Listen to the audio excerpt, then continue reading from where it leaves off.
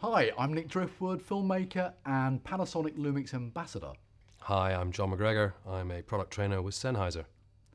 In this video, we're going to be looking at external recording devices when we obviously want a little bit better sound. We want more inputs, rather than just the two, which you get on something like the XLR1. So John, options, what have we got? Well, we've got with us today a Tascam. This is the DR701D.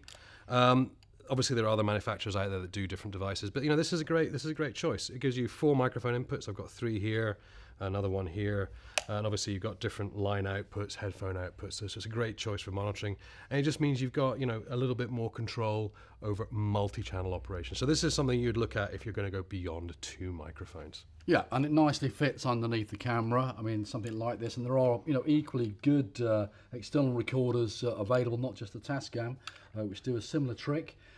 You've also got the timecode input for syncing your sound via timecode from the camera.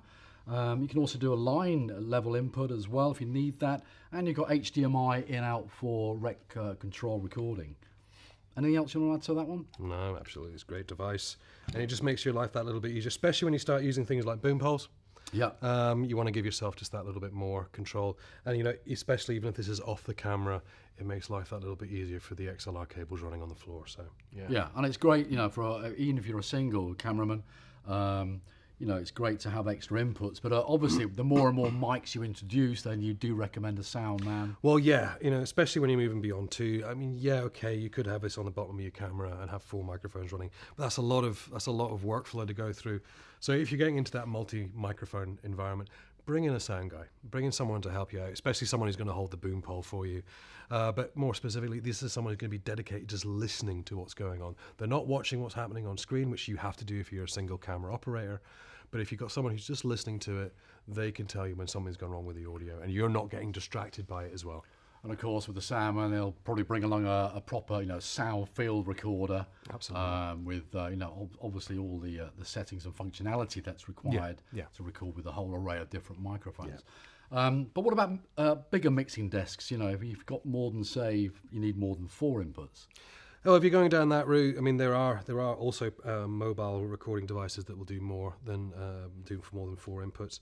But if you're looking at the idea of going down the mixing console route, then you are definitely getting into the territory of bringing in a sound guy. Then it's a choice of what mixing console you can rent in or buy in for your budget.